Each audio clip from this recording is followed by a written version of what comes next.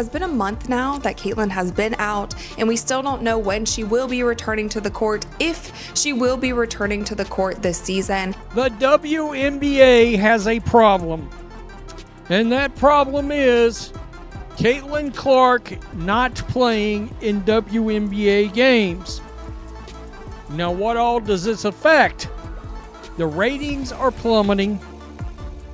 Guys, there's ratings for a couple of these games that are eye-poppingly bad. The WNBA has just been slammed with a brutal wake-up call, and the message couldn't be clearer. Life without Caitlin Clark is an ugly, frightening picture. Ratings aren't just dipping, they're crashing headfirst, dropping quicker than a Stephanie White coach team fumbling through the chaos of a last-second, poorly drawn-up play. One single groin injury has managed to flip the entire league's historic growth narrative into what feels like a recycled slogan from a desperate intern scribbled on the back of a coffee-stained napkin. Now, WNBA owners are restless. Scratch that, owners are flat-out furious. They're staring at TV charts and sponsor numbers with panic in their eyes, asking themselves, is our billion-dollar dream really built on something this fragile? That's the million-dollar question right now. Can this league sustain itself without the gravitational pull of its one true ratings magnet? What are you going to do about it, Kathy? If and when Caitlin Clark returns, what are you going to do about it? Are you going to allow her to come back and get mauled? Are you going to allow her to come back and continue to get fouled? Because if we see what's going on here with the ratings, the owners have to see. And the owners are thinking to themselves, the bubble might be bursting. This bubble might be bursting, and Caitlin Clark being out for over a month is the catalyst to... Here's the cold, unfiltered reality. The WNBA had exactly one formula that guaranteed ratings this season: Caitlin Clark versus Angel Reese. That was it. That was the whole marketing engine. No genius advertising team, no groundbreaking campaign, no innovative strategies. The formula was simple: put the two most talked about names in women's basketball on the same court 5 times a year and let the money roll in. There was one matchup that this league could consistently rely on to produce massive viewership numbers. One matchup. The Chicago Sky versus the Indiana Fever. Caitlin Clark, Angel Reese, the league's two most noticeable names on the court at the same time. In fact, they relied so heavily on this matchup, they put these two teams against each other 5 times this. But here's the glaring issue staring everyone in the face: if you don't take care of your stars, they don't last. Caitlin Clark has been sidelined for more than a month now, battling a groin injury that requires legitimate recovery time, not the WNBA's half-hearted slap some tape on it and send her back out approach. Angel Reese? She's been out for over a week and a half. And so when Saturday rolled around with the league's marquee matchup on deck, Sky versus Fever, the so-called golden rivalry had neither of its golden players on the court. The result? Disaster. Ratings tanked to rock bottom. We're not talking a little down numbers, we're talking worst numbers these two teams have posted since Clark entered the league. Bad for Caitlin Clark. She come out and said on Sue Bird's podcast that she's feeling the pressure of not playing in these games. And that Fever Sky viewership fell off the map. All right? A massive fall off from earlier in the year. No Caitlin Clark, no Angel Reese. Now, Angel Reese is back injury? Question mark? Nobody's exactly sure what the hell's going on there. And the numbers? They don't lie. They paint the harshest picture possible. Their very first meeting this year, with both Clark and Reese healthy and playing, was monumental. 2.7 million average viewers tuned in on ABC, with the broadcast peaking at 3.1 million. That's 115% higher than last year's average WNBA number on the network. And it wasn't just because of the names, it was the drama.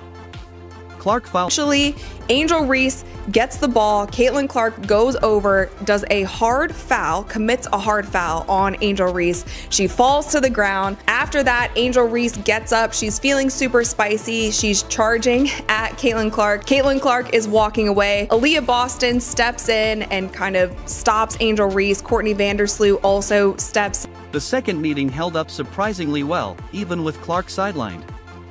CBS Primetime, 8 p.m., pulled in 1.92 million viewers, still one of the highest WNBA regular season ratings since 2001, making it the 8th biggest game in more than 2 decades. But then the cracks began to show. The third meeting saw viewership slip from that massive 2.7 million debut down to 1.9 million, and then sink to 1.5 million. That means 1.2 million people straight up bailed on the matchup, deciding they'd had enough. And I said it at the time, that 1.5 million was a warning flare, the lowest Fever Sky game since 2023. And then came Saturday. Same primetime slot. Same network. Same teams. But without Clark on the court, they couldn't even reach 1.4 million. The final number? Just 1.3 million. That's over 500,000 fans walking away. From May 22nd to August 10th, this marquee series lost 1.4 million viewers. In television, that's not a slump, that's catastrophic collapse. Networks panic over declines half that size. Advertisers panic even sooner.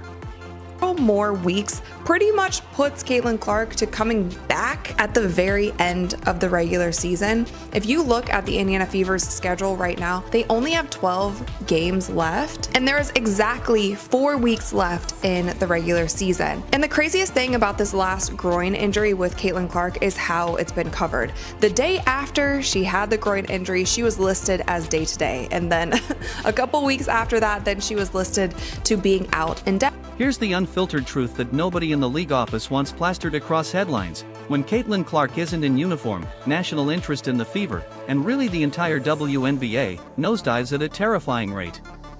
Fans aren't tuning in to watch Stephanie White's drawn-up playbook sketches that stall out in the half-court. They're not interested in watching slow, sloppy, turnover-heavy basketball with no rhythm or star power. And any chance that the WNBA, that Kathy Engelbert saw some of the ratings that I'm about to show you now and said, hey, Indiana Fever, can you do us a favor? Can you do us a solid? Can you just tease a Caitlin Clark return, kind of boost these up a little bit? Can you just dangle a Caitlin Clark return in front of the fans' faces, try to boost these ratings up? So, what's the league's plan of attack? Desperation mode. You start hearing whispers that the Indiana Fever might tease a Caitlin Clark return just to nudge the numbers back up. Throw the possibility out there, dangle it in front of fans, even if there's zero intention of delivering. That's page 1 of the PR survival manual, bait the audience with hope, even if it's smoke and mirrors. But here's the reality, the injury Clark's dealing with isn't one you rush back from. It's the kind of injury that, if mismanaged, can easily lead to rangery or even worse, a long-term lingering issue that could derail her entire trajectory. Guys, I gotta tell you, in 2 of these other games I'm gonna show you, it is bad back in WNBA territory of where they were like 3 years ago or 4 years ago. I saw these ratings and was like, you got to be joking. It's not a joke. Pay us what you... And don't for a second think this problem is isolated to Fever games. The ripple effect touches the entire WNBA. Look around. Connecticut Sun vs. Chicago Sky recently pulled just 180,000 viewers. Atlanta Dream vs. Phoenix Mercury? Even worse, only 160,000.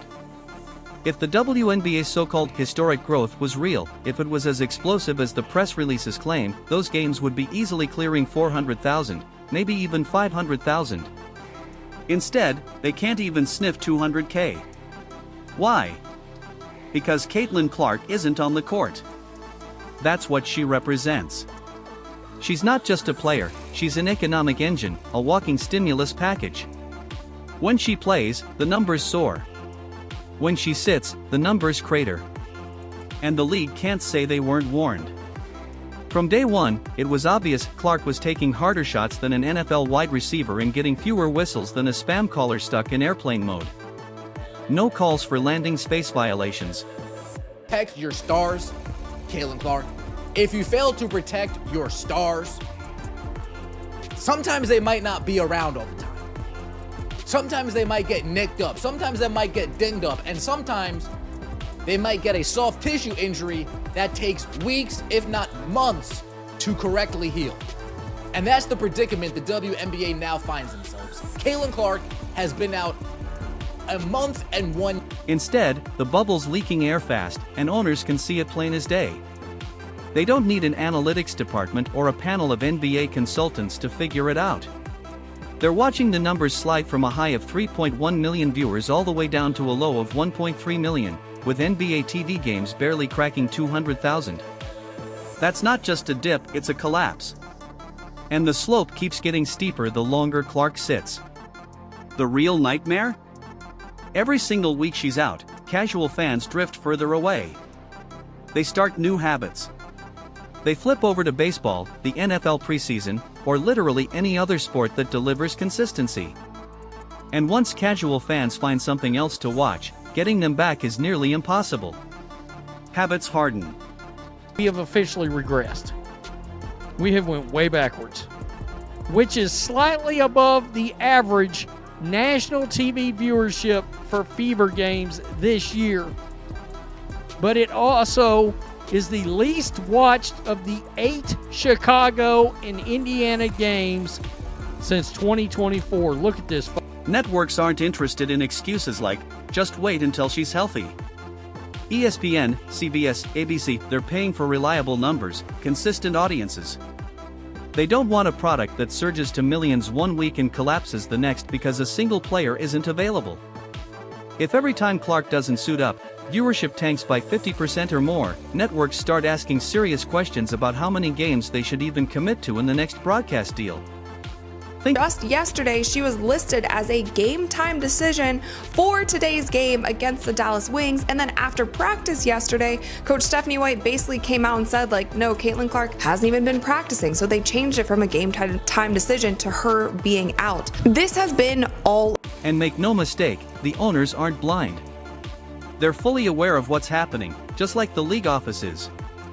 But instead of actually addressing the issue, actually protecting the one player propping up the entire business, they're going back to the oldest trick in the sports PR playbook, the fake game time decision tease. You know the move. Leak that Clark might be available. Show her courtside in warm-ups. Let the rumor mill spin. It's the equivalent of waving a steak in front of a starving dog, even when you know the plate is empty. Sure, it gets attention for a minute, maybe even boosts a rating here or there. But fans aren't stupid.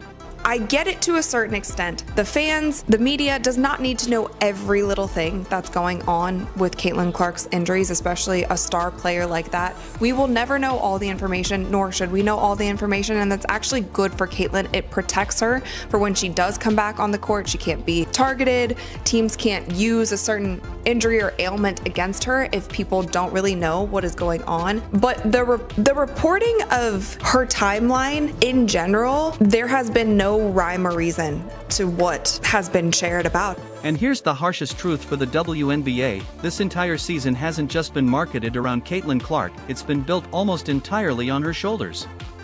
Every promo, every primetime slot, every highlight reel, every merchandise drop, Clark has been the headline, the draw, the face. And without her, what's left? Teams pulling TV audiences smaller than a mid-tier high school boys state championship streamed on a local cable channel. Not exaggerating, some of those high school games pull in over 250,000 viewers, which actually beats half of the WNBA's matchups this summer. Meanwhile, the league keeps pounding the historic growth drum, record-breaking ratings, sellouts, merch flying off shelves. But here's the truth, strip Clark out of the equation, and the so-called growth deflates instantly, like a cheap beach ball left in the sun. This isn't real league-wide growth. WNBA has a problem. Because it seems with Caitlin Clark out, not only are the Indiana Fever games losing their steam, not only is the marquee matchup against the Chicago Sky losing its steam, that's the marquee matchup this league has to offer casual fans. You go up to anybody in the streets, name 2 WNBA players. One is always going to be Caitlin Clark, and the second is usually going to be Angel Reese. Maybe you'll get a Sabrina, maybe. But usually it's going to be those 2. Maybe you'll get a Paige, maybe. but usually it's going to be those two. 85% of the time, those are the two names you're going to. And now comes the conversation nobody in the WNBA front office wants to have, the long-term fallout. If Clark misses another 2 weeks, that's 2 more primetime duds in a row. 2 more opportunities for casual fans to build new habits that don't involve the WNBA. 2 more weekends where baseball, football, or literally any other sport becomes the default viewing option. Sure, some fans will come back once she returns, but a significant slice of that audience will be gone forever. That's how sports viewership works. Once you lose casuals, it's nearly impossible to drag them back. It's like trying to squeeze toothpaste back into the tube, it doesn't happen. And with the playoffs looming, the stakes are even higher. If Clark's return doesn't immediately rocket ratings back to the 2 to 3 million highs we saw in May, what excuse is the league going to fall back on? You can't keep telling networks, sponsors, and fans to just wait for momentum. At the Engelbert, this is what happens when you don't protect your superstar. This is what happens when you don't protect your cash cow. This is what happens when you allow gambling to run rampant in your league. I just had to throw that in there because that's what's taking place. This is what happens when you have referees call fouls one way for one individual and not the other way for the other individual. And let's stop pretending this injury was just some random accident. Everyone who's watched knows the truth. The targeting has been relentless. The officiating has been laughable. Clark has been hacked, grabbed, shoved, knocked midair all season long, with referees letting it slide like it never happened. Landing space violations ignored. Arms pulled on drives ignored. Straight up body checks waved off like they were nothing. You don't limp for weeks from a harmless bump. This groin injury is the direct result of cumulative punishment, damage that piled up while refs refused to give her the whistle her status deserves. If Clark had been officiated like the star she is, she'd be healthy today, and Indiana would be sitting as a top seed in the East. Commissioner Engelbert would be on camera bragging about record ratings instead of dodging questions about why the league's product is bleeding out viewers by the week. And the Reese factor matters too. That Clark-Reese rivalry was lightning in a bottle, yet the league let both players get chewed up by the grind. Every team is fighting for a spot in the playoffs. Caitlin Clark should not be thrown back into any mix if she doesn't have significant practices under her belt before she goes into game speed. You can try to simulate game speed as much as you want in practice. You will never be able to. Game speed is game speed. There's also a lot more adrenaline, all of these different things pumping when you're playing in front of a sold out crowd that the Indiana Fever do every single night. If I'm their coach, she needs to practice for at minimum a week. At the minimum, she needs to be doing everything in practice for at least a week before you throw her back in the. And don't kid yourself, without Clark, the Fever aren't just less watchable, they're far less competitive. Without her floor spacing and scoring gravity, defenses collapse on Indiana's limited options, forcing predictable possessions that stall out in the half-court. Turnovers pile up, spacing disappears, and the offense looks like it's stuck in quicksand. That's not compelling basketball for anyone outside of the die-hard Fever fan base. And casual viewers? They're definitely not sticking around for that. So, what's the short-term fix the league keeps reaching for? Optics. Keep showing Clark courtside smiling, keep filming her signing autographs, leak practice clips of her shooting lightly just enough to spark the rumor mill, maybe next game. It might buy a temporary bump, but long-term? We already know what happens when Caitlin Clark gets back out on the court. Teams play defense on her differently. They play extra physical with her. There's all of these different factors that come into play. That's why I'm sort of leaning to the point of maybe Caitlin should be out for the rest of the season. Maybe this season is just done for her. Maybe it doesn't make sense for her to come back into the mix if the Fever aren't contenders. Are the Fever contenders at this point? I'm just not so sure. Do you risk another injury that can again compound and turn into something else? Because here's the stone-cold truth the PR spin doctors won't say out loud. What they're calling historic growth is really a shaky, rickety house of cards. The second Caitlin Clark isn't in uniform, those ratings don't dip, they collapse. That's not growth. That's dependency. And when a business is dependent on one fragile asset, it's only one bad month away from full-on panic mode. Owners see it. Networks see it. Advertisers see it. Everyone understands that if losing one player can sink your marquee matchup by over 1 million viewers, you don't have sustainable growth, you have a structural crisis. Right now, the truth is simple, it's Caitlin Clark or bust. And without her? It's bust. One injury has exposed the WNBA's entire business model for what it really is. And unless the league wakes up, fixes the officiating, and protects its investment, fans and networks alike will move on faster than the league can say historic growth.